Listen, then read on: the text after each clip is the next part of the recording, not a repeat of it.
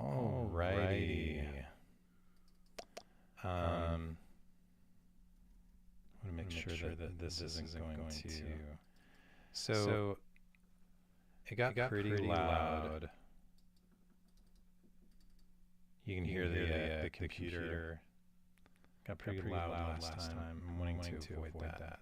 Wait, could you hear it through the thing? Yeah, but part of that was because the microphone on here was on. But like the video is skipping too. I'm not sure what's going on. It seems. Yeah. Do you have too many programs open? I don't think so. I may have too many tabs open. So. Wow. You get on me about that. Well, it's for good reason. Yeah, mine is too. I mean, like I would. These are things that are web-based that have to be saved. So I think it's so loud. Why is it so loud? Yeah, why is it so loud? I need to update on your computer. Yeah. I don't know. I feel like I need to move it away somehow, where it's away from the microphones, but then I wouldn't be able to see the screen. I could do this. Like this is all I really need to do. Let's have the chat up here. Are we on already? We're on. Oh yeah. People love this. Yeah, they do. I mean that's the feedback I've heard is like, oh, I love it when you guys talk shop and you're not actually on the show. I'm going to do something real quick. I think this is going to be okay. And this should make things better audio-wise too, hopefully.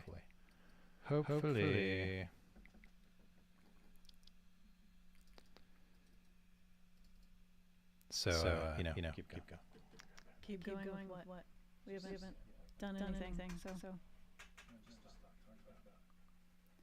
talked about the kids outside our window who are really loud, and they're not our kids. I'm not going to be one of those neighbors though. I don't care.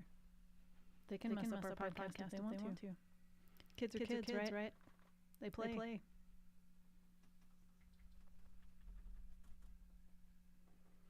This is not a noise-free zone.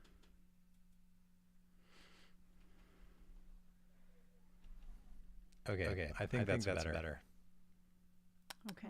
All right. So here we are.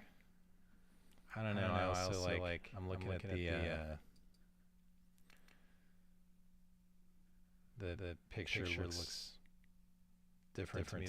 I'm just being picky and weird. But I should just we should just get into it. This is a podcast. Yeah, it's not a video show. I'm trying to make it perfect. Exactly. So today we were talking about goals. This is really timely because it's an exercise that I did recently. Kind of coming up with my personal goals and that kind of thing. And then I just thought, it'd be a fun topic. I'd love to hear and learn a little bit more from you about how you come up with your goals and that kind of thing. So I think it'll be a good discussion. Okay. So you ready to dive in? Yeah, sure. Okay. Here we go.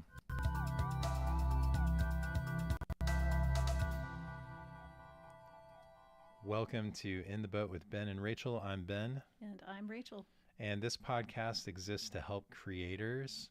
We share our stories and our perspectives as creators who work full-time from home and balance our creative passions with raising our family and all of the other responsibilities. And so we just want to be a voice of encouragement and to help you feel less alone on your creative journey. Today we were talking about goals. Mm-hmm. And I think I've told this story before, but I'll just recap it real quick. I had kind of a midlife crisis. Mm-hmm. I jokingly say that, but I did recently turn 40. So But I was kind of like, am what am I doing right now? I feel a little bit stuck. I'm happy, like I've got a good job. Things are going well with the family for the most part.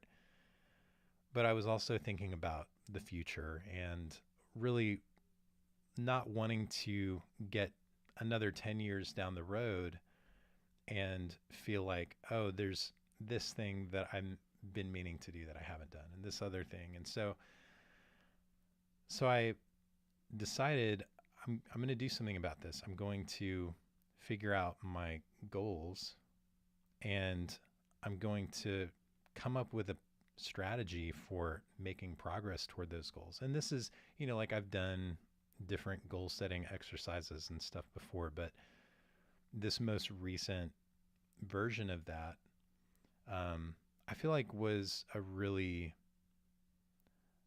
it was structured in a way that was a little bit different. And I feel like is something that's replicable. That's something that I can do periodically to kind of keep myself on track. And I thought it would be neat to share that with you today, the listener.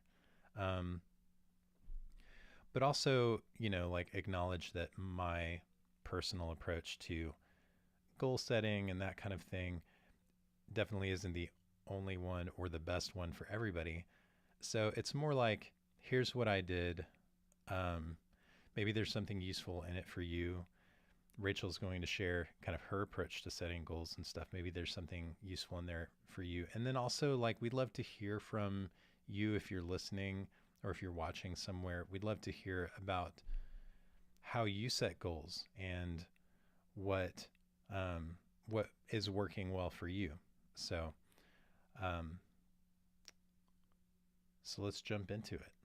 Okay. But before we do, I'm going to go get some water, and I'm also going to figure out what is going on with the door downstairs. Okay.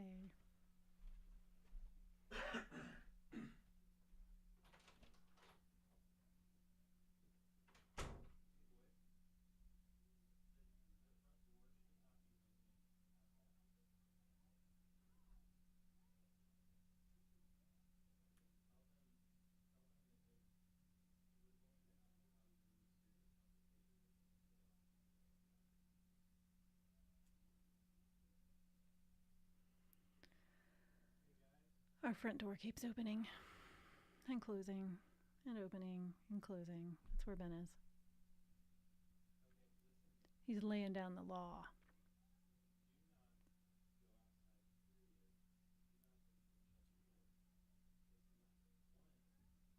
When our children, I don't know if anybody else experiences this, when our children close the door in our house, they close it in a way that shakes the entire house. It's like they don't know how to close a door gently. We even put a sign on the door that is like, it says, please close the door gently. It doesn't work. I was talking about how our children close the doors. Oh, he's not back yet. I'm not a very good entertainer. What's that? I said I was telling them about how our children close the doors. Yeah. I literally just a second ago said, I know. I heard it again. Shut the door quietly, please. And that's the noise. That is the actual noise I said makes. It shakes the whole house. It does. Oh my gosh. I feel so defeated sometimes. Like I understand at this point in my parenting journey that it's, like it's unrealistic to expect to tell your child one time and then like they've got it. But it's like millions of times. I feel like I'm perpetually underestimating in my expectations how many times it really does take. And to the point where I feel like I'm going to be following them around as adults and still just like close the door gently. Like they're going to come visit they're going to come visit our house as adults. And like, it's, I'm just like, it's never going to end. I I thought that there was a magic number, some quantity of times of saying the same thing that it would finally be like, oh, I don't have to say that thing anymore Mm-hmm. because I have so many other things that I also need to say. Well, and actions speak louder than words, right? So like we provide a good example of how to close a door gently. We don't slam doors. Mm-hmm. I don't know. Kids are a mystery. This is why we have gray hair. Yeah. I don't have as many as you do. Look at that. I just got a haircut and you can see it all really well right now. Yeah. So let's jump in. I'll I'll make the cut here Yeah. when I go back and edit. The live listeners just get a fun. That's right. little Extra. So the approach that I've taken in the past, I mean, I've taken a lot of different approaches. I've tried a lot of different things, but for the most part, they're, like writing things down and coming up with a plan and trying to come up with some interval, some kind of milestone for each one that I'm like, okay, in 6 to 8 weeks, here's kind of a checkpoint that I want to look at and see how I'm keeping up with things. And that's basically the framework that I followed this time. But what I did a little bit differently was I just gave myself permission to write down anything that I wanted, and it was less what are my goals, and it was more like what do I want? What do I want for myself, for my family, for the world? Like, what do I want out of life? What do I want to be doing with my time? So I wrote down all of those things, and it didn't matter to me whether they were, like related or one was contingent on another. I put all of that kind of editing. It was like a brainstorm. Yeah, I was just Every like, answer was I'm gonna, correct. yeah, I'm gonna just put everything down. And then later, I went back, and for each thing, I added different categories. And so, like, those categories could be this is something family related, or this is something recreation related.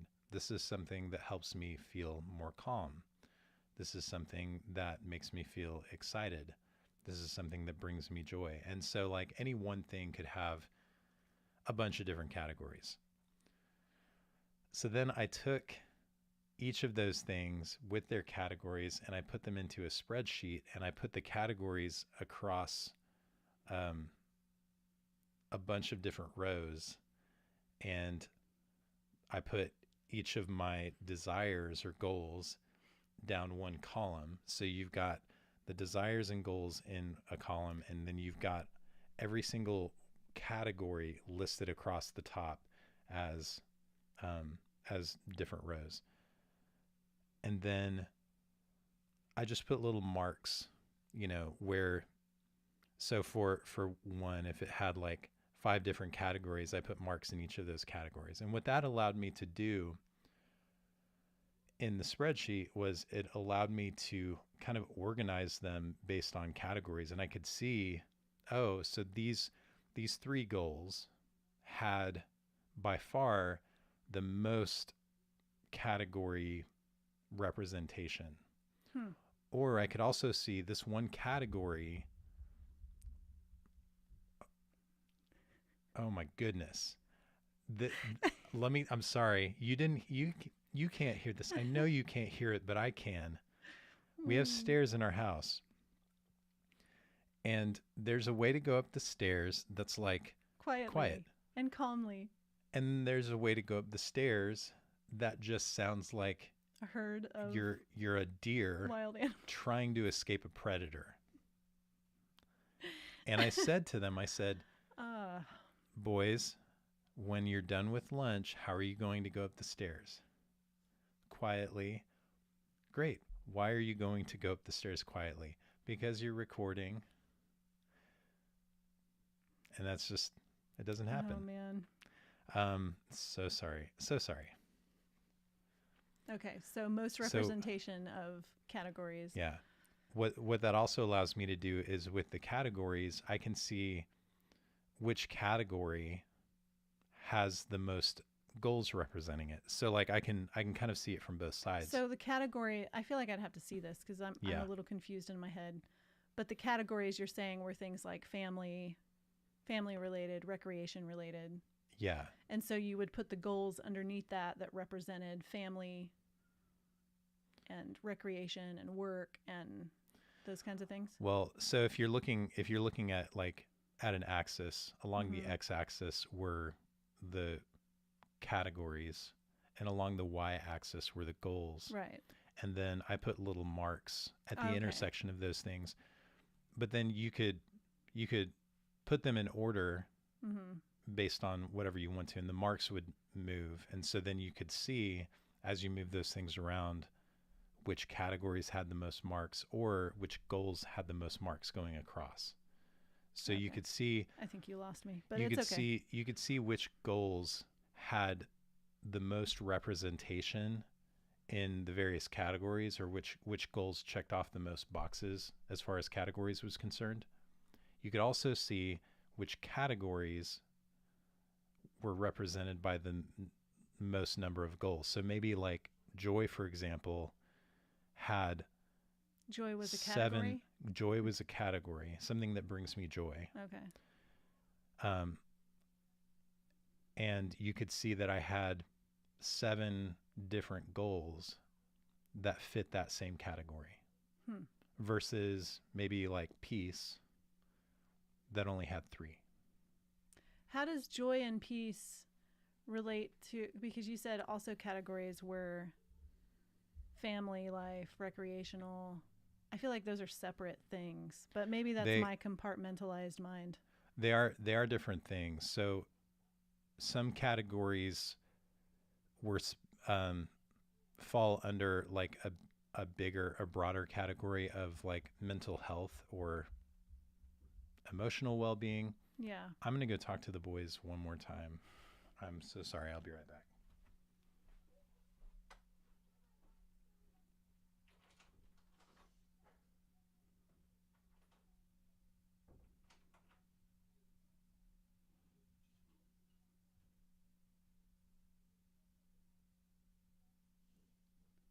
I don't even know what to say.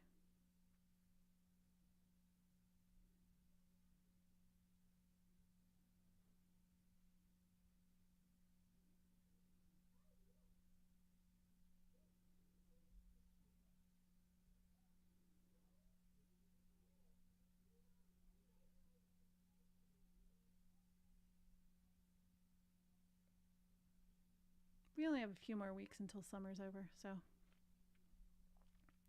not that we're counting down, but it is a lot easier to get things done when the house is quiet.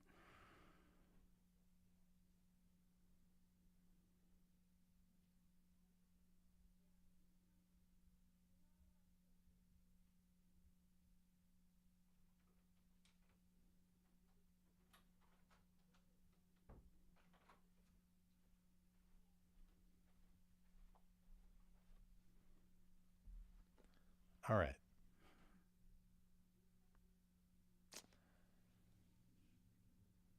No. Peace is starting to feel really important now. No. Gotta catch your Um, train now.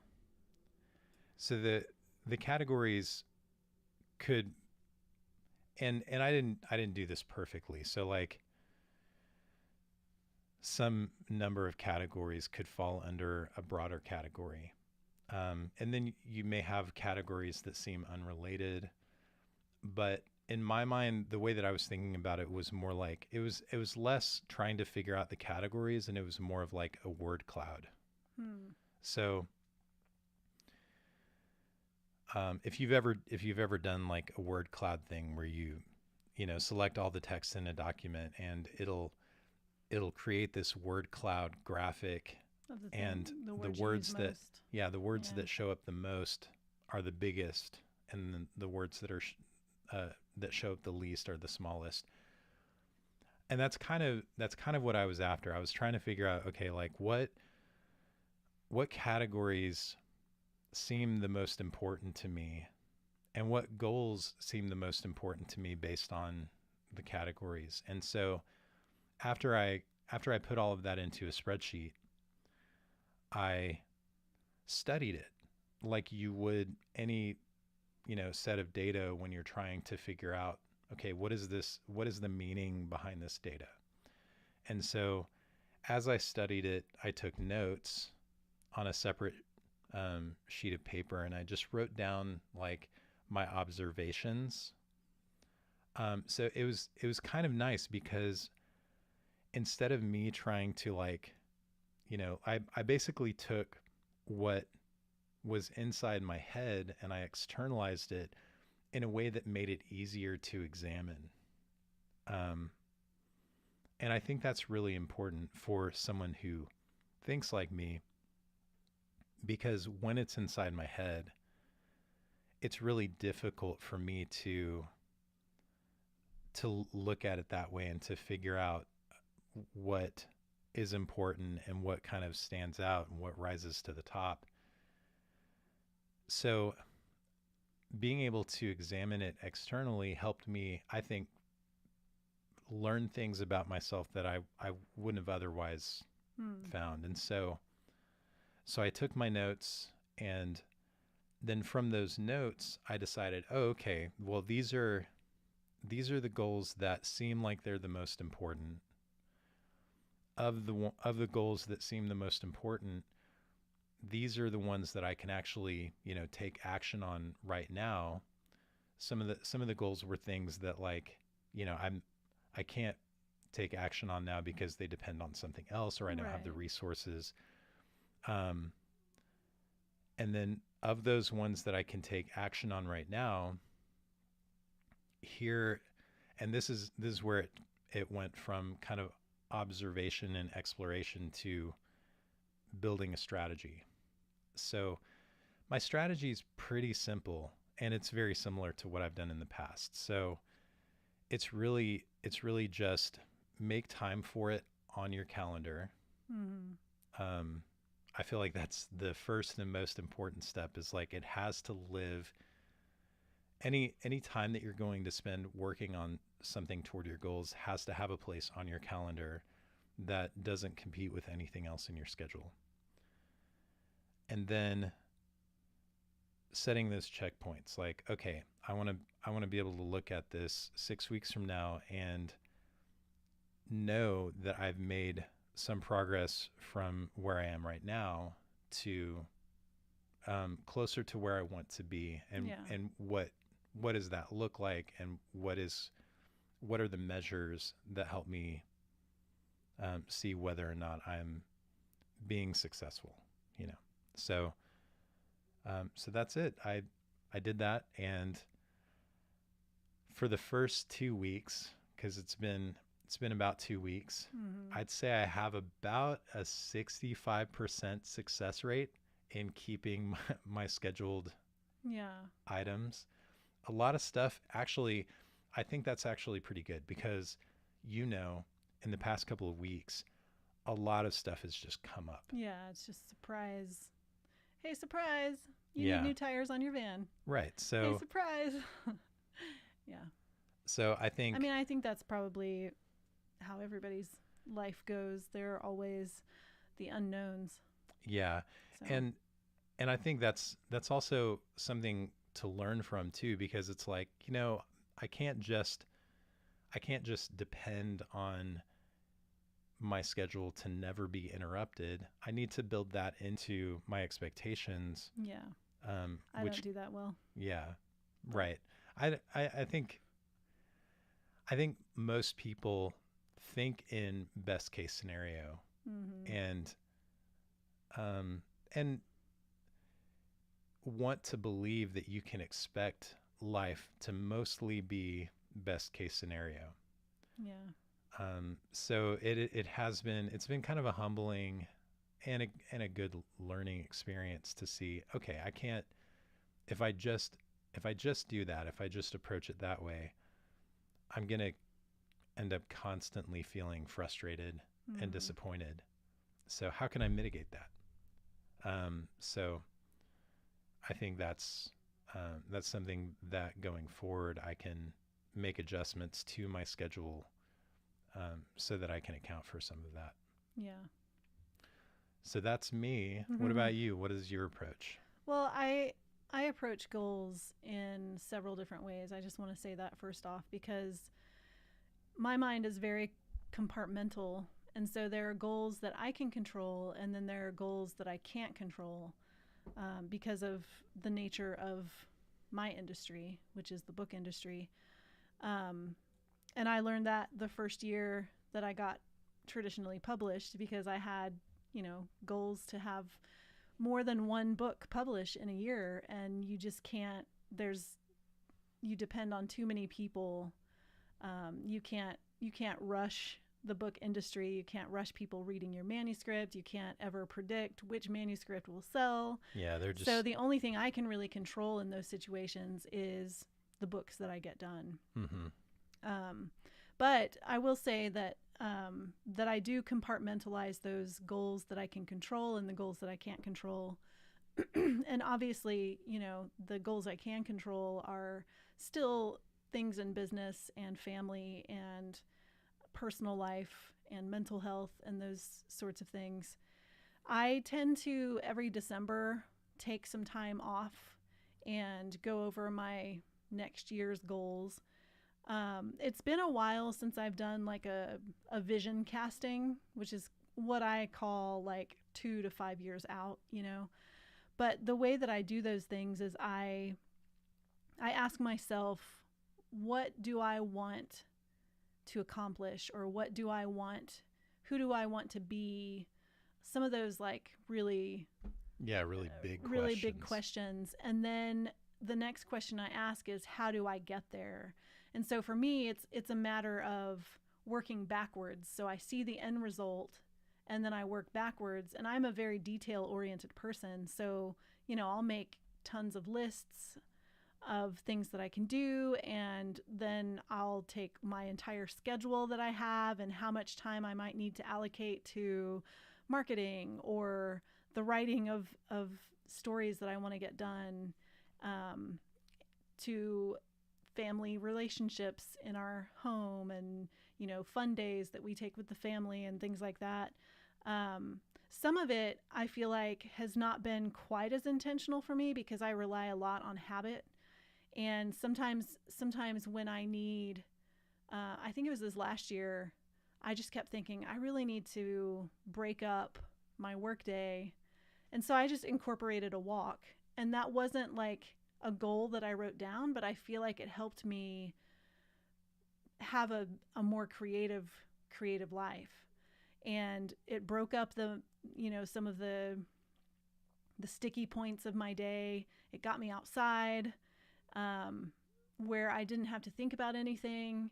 But it wasn't something that I was like, I don't even know how you would quantify it. Like, I would like to be more creative or productive in my day. And then I listed take a walk every afternoon.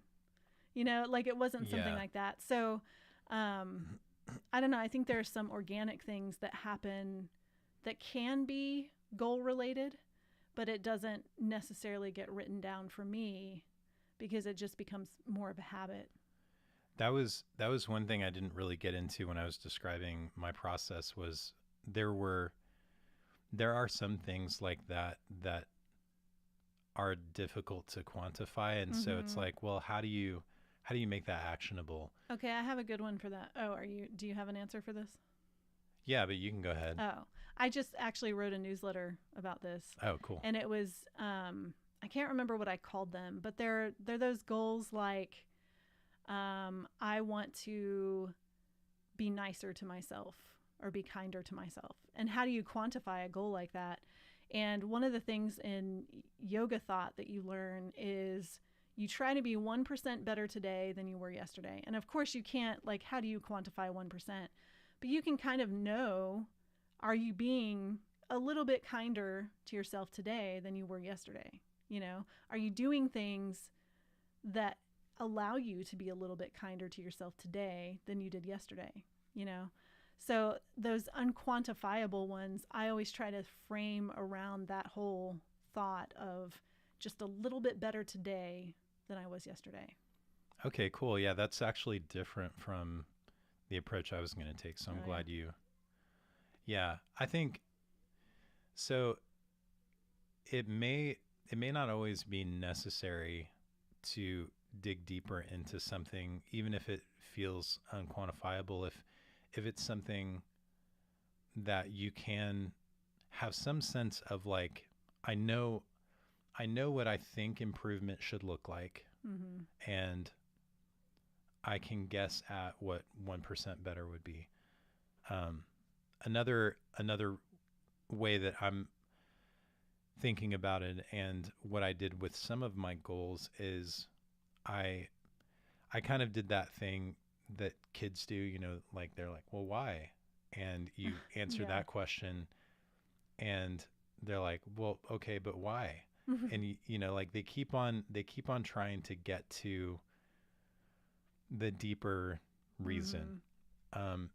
And so that was kind of what I did for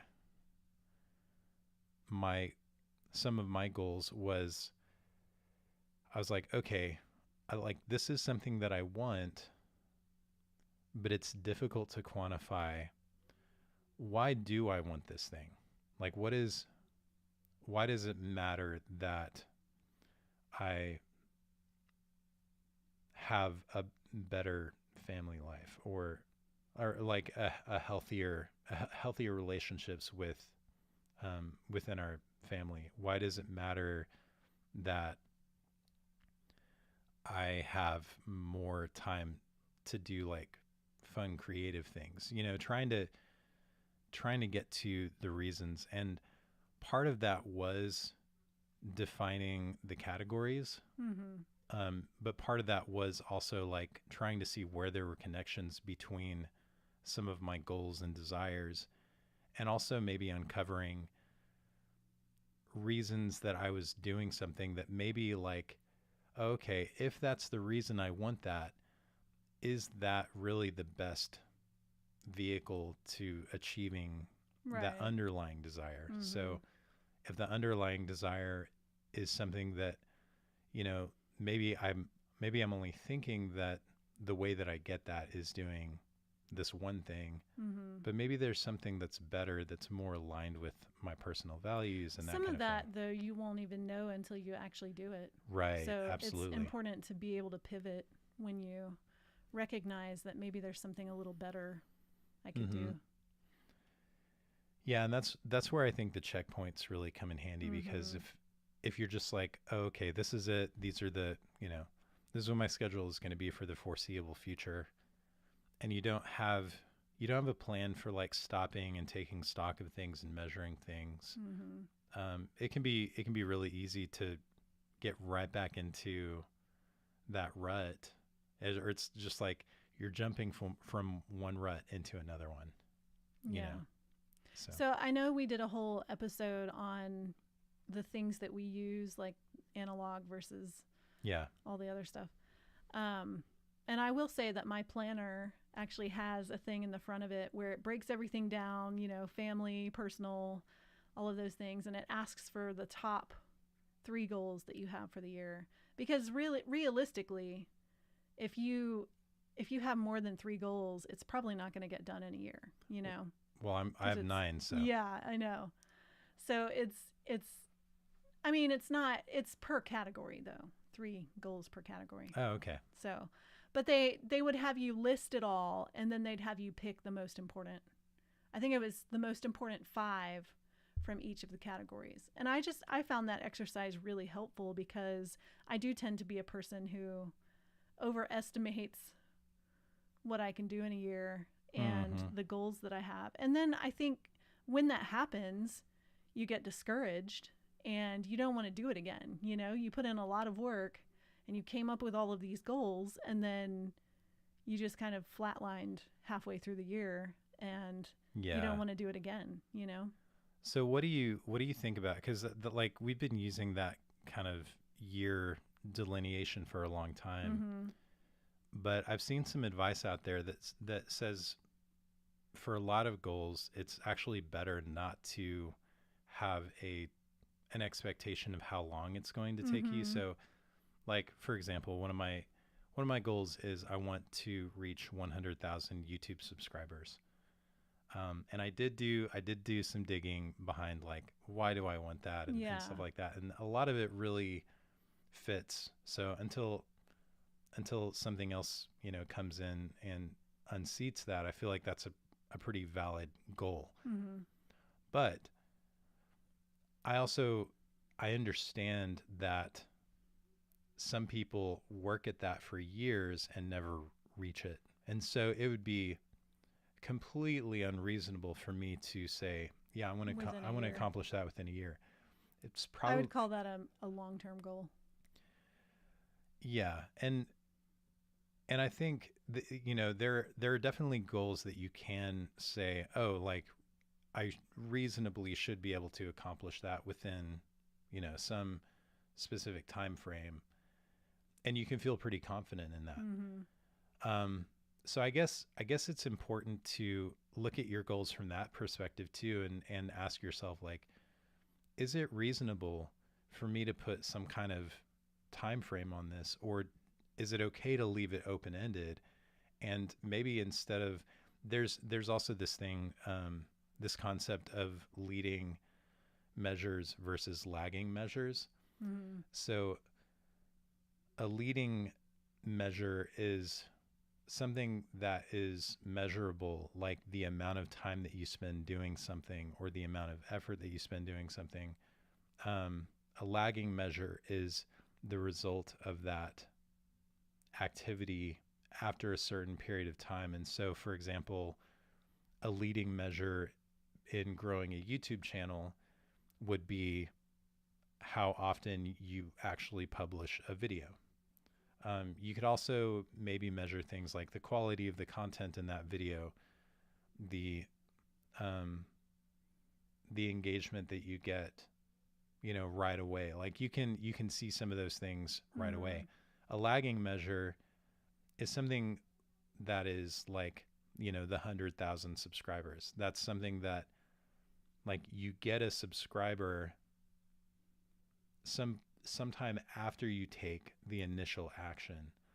And So so, leading measures are things you control, right. and lagging measures are things that you don't necessarily control. Yeah, kind of. Somewhat. Like you maybe don't have as much control, but it more has to do with um the life cycle of that action, where the measure falls in the life cycle of that action. So like that you don't publish a video and immediately get a subscriber. Oh, I see. Okay. Yeah. So it's useful.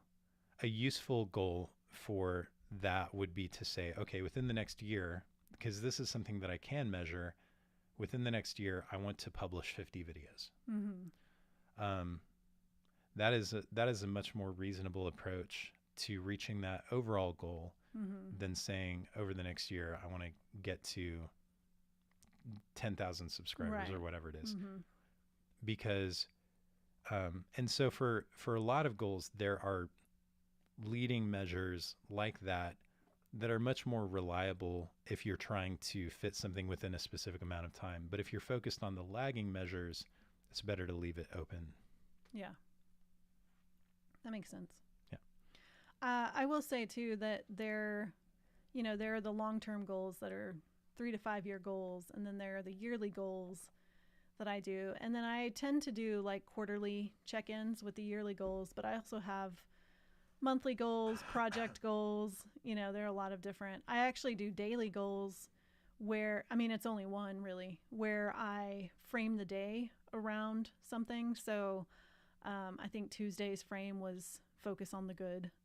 And that applies to, I think I wrote about this too in my newsletter, but that applies to my work, my home, my relationships, everything. And then I think one of them this week was like listen to my body, which was really about when I'm exercising, and then when I'm reading and writing, like just making sure that I have the correct posture, and so like these little things that don't seem like they matter, but you can frame a day around something like that, and I feel like it's been helpful for me.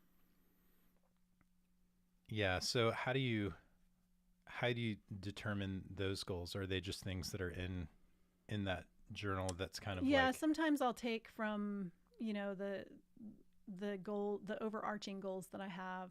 Sometimes it's more when I notice that they're like, if I notice I've been given a little more to negativity or something, then I'll make a goal the next day to focus on the good, or focus on gratitude or something like that. So I guess it's a lot of, it's a lot more about mental health probably than it is actual work goals and things like that. but that does play a significant role. Like if going from week to week, Mm-hmm. if you slip into depression or feelings of apathy, it can be like, like trying to run uphill with a backpack filled with rocks. Yeah. Um, so I think it's important. It serves your goals to stay in a more positive, healthy mental Yeah. state as much as you can. Um, Sometimes they can be fun too. Like I think one of my days it was light on your feet.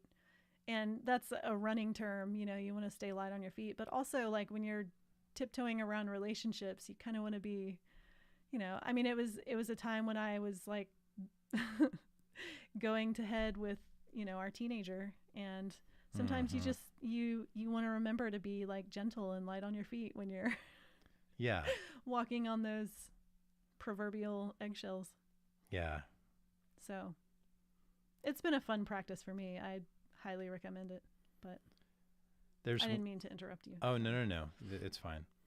There's one thing I do want to do a better job of, and this is something it almost always kind of puts me in the right mindset and helps me not to, because my biggest struggle when it comes to pursuing my goals has to do with like distracting habits. Mm, So just things that distract me from spending the time on things that I should. yeah. The schedule helps with that a lot because it's something that I can look at and I can be like, oh, I'm supposed to be doing this right now. Mm-hmm. And it reminds me. But when I sit down and I actually spend time visualizing what and imagining what it will look like when I've achieved that goal, or like, where I'll be 5 years from now as I pursue that goal, Mm-hmm. um, that can be really powerful. Mm-hmm. And so having maybe times throughout the day, but at the very least, some time at the beginning of the day to sit down with my goals and kind of just let my imagination play around a little bit with the idea of what it looks like to reach those goals, Mm-hmm. and how life will be different and what things will be possible that aren't possible now. I think that can be a really powerful activity. So definitely something that I want to add into my strategy. And one of the things that tends to happen with goals too is that we make them and then they're done, and they get buried on our computer or wherever we Mm-hmm. put them. So I will have like a sheet of paper on my little cork board that shows me like my year's goals, and that way I can kind of refer back to those and be like, does this activity actually, fit under one of the goals that I identified as the 5 most important?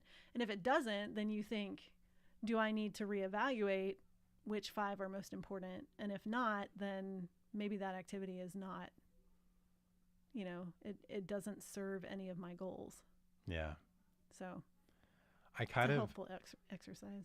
I kind of want to make myself like I want to do something like that. I don't really have like, there's Yeah, you don't maybe have a some cork board. space, but um We can get maybe one. maybe a scrapbook.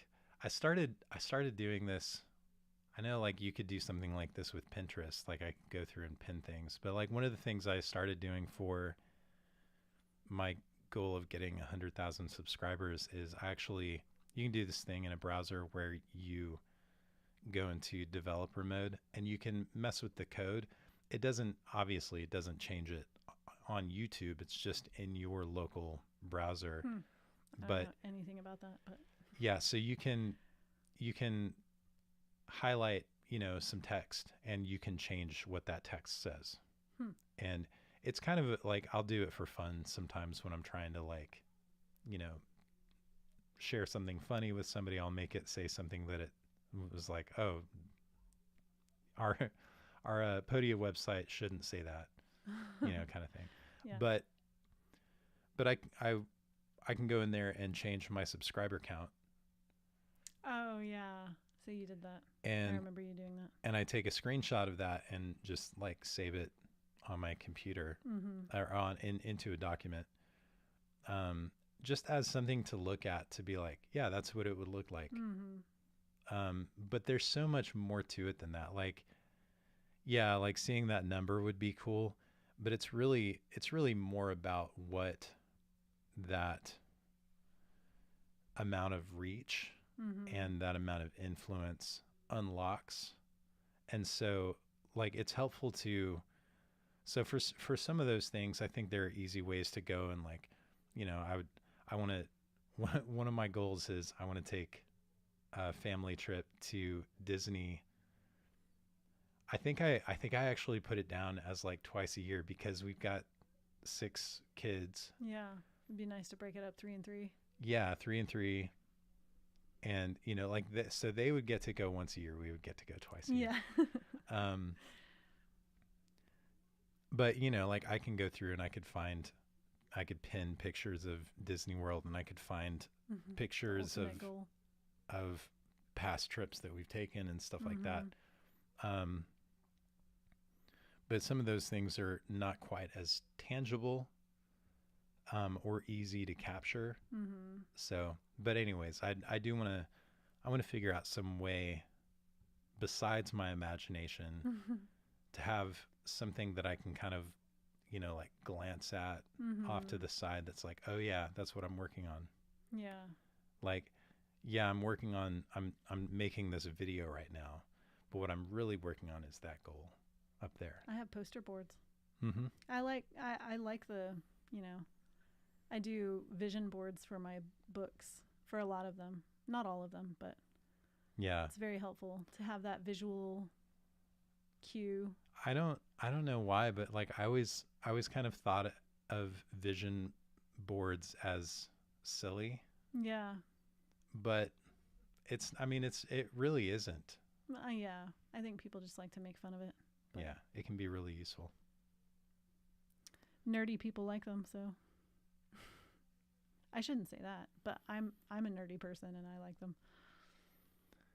Well, hopefully this gave you some ideas for your own goal setting.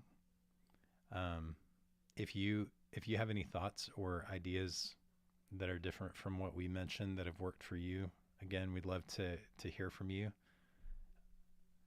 And I think that's going to do it for this week. All right. If you want to connect with us, you can go to intheboatpodcast.com. You can sign up for our newsletter there. You can also drop us a line. Also, if you listen to us in your favorite podcasting app, leave a review. That helps us out a lot. And if you want to help us out even more, you can share this podcast with someone you know who would benefit from hearing some of these discussions. That would mean a lot. Rachel, where can people go to find you online? RachelTolson.com. And I'm at bentolson.com and at bentolson on all of the things. Thanks again for listening, and we'll talk to you next time. Excuse me. I should probably say I'm at Rachel Tolson on all the things too. Even though I'm never... I need to start getting back on social media though, because I have a book coming out, so I've just been dragging my heels. I started thinking about this thing during the podcast and thought, this would make a good after show topic Hmm. because Now you can't remember. no, I totally, Oh. I have it. I'm hesitant though, because it kind of undermines everything we were talking about in a Okay. way. But I started thinking about the book Atomic Habits. I haven't Um, read that one. and also like, books like The Power of Habit. I've read that one. Power of Habit. But there's also it's kind of like this, it's really a what physics theory, I think. This physics theory that everything in existence is predetermined. And what that means is if you look at any physical process, and the whole idea in physics of like an action leads to a reaction, and at some level, like, all of those things are predictable. Mm-hmm. And the only reason that things, I promise I'm going somewhere with Okay. this. So the only reason things seem unpredictable, the only reason it seems like we have free will, is because of how complex, how unimaginably complex, um, all of the systems are that cause us to speak and think and behave and all.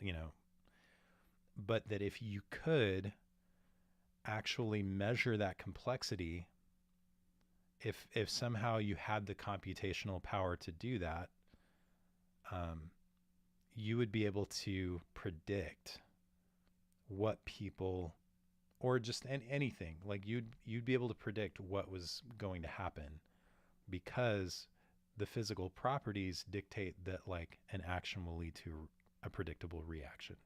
Okay, so when I think about habits, I also think about this. It's kind of a more of a psychological concept, that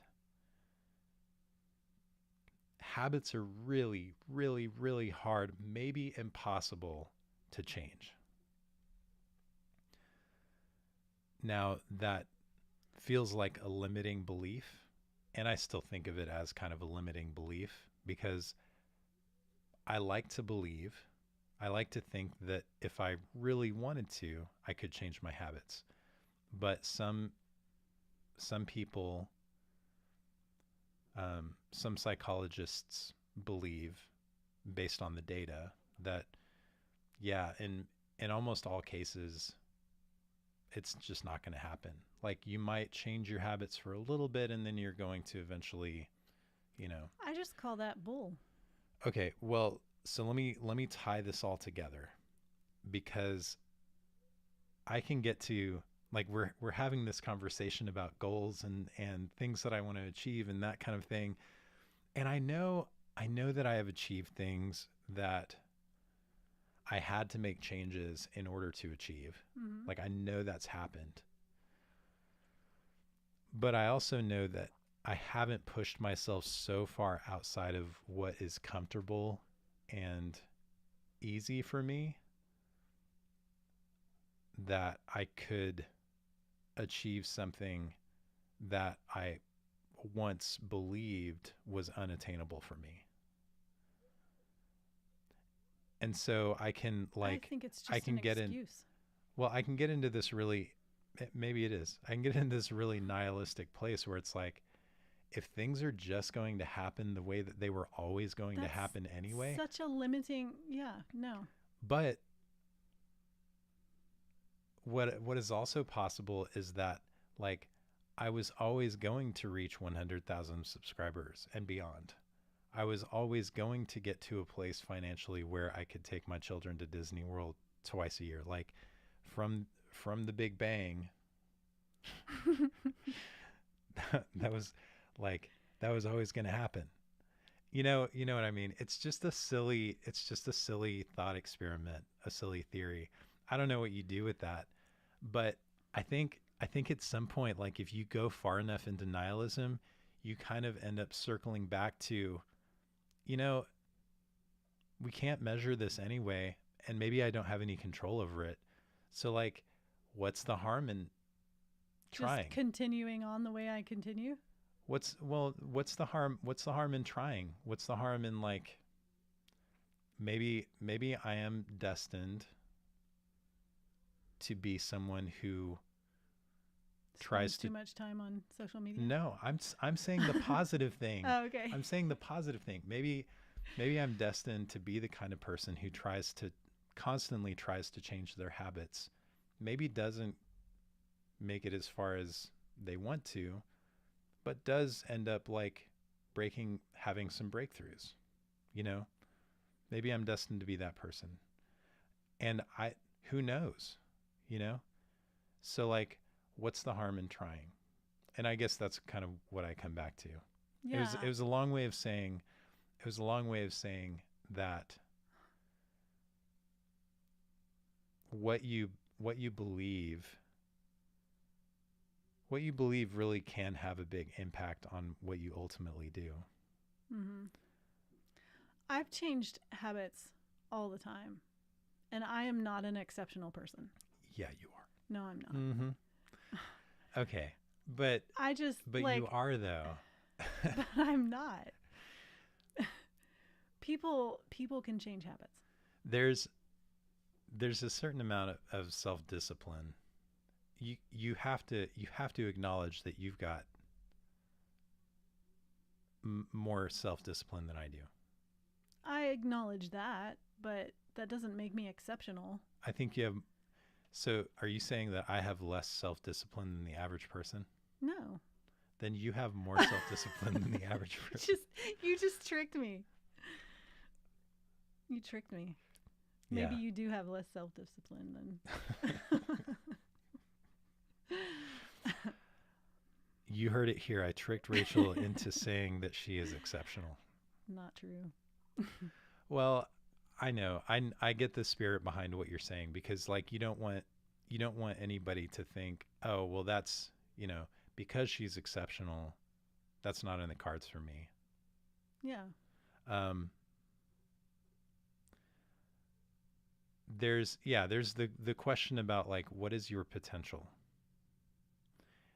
That I think is the most interesting question, actually, because if you are asking that honestly and you're curious enough, it's kind of like what you do when you're a kid. Like you try to find the boundaries of things because you want to understand the shape of something. You want to get it. And so the thing about like asking about your potential and whether or not it's predetermined or it's something that can change, or is it always going to be the same? Like, it's like, what are the boundaries of what I can accomplish in this life with the skills that I have? Letting that be a question instead of a statement or a belief. Because a statement could be like, I can accomplish a lot of things.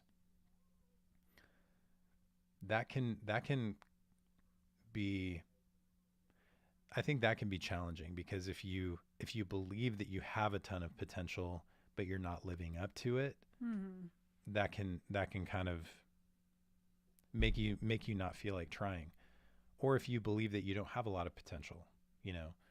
So instead of making it like an absolute thing, maybe asking the question like, what is my potential?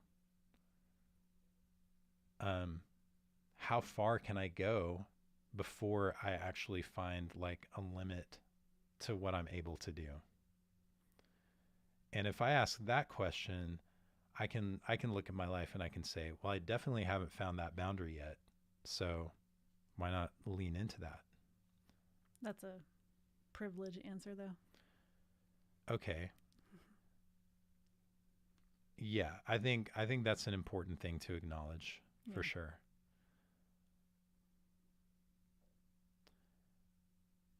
I'm not trying to knock you down, but no.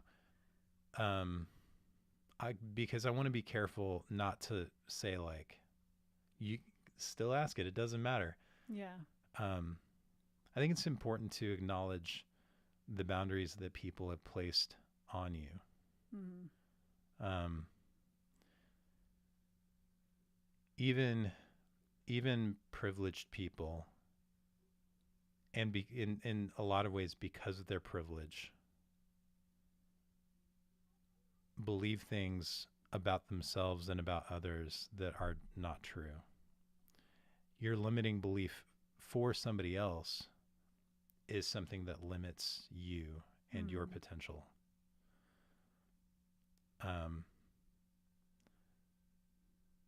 And there is definitely a place where like the story meets the reality, especially for people who don't have privilege.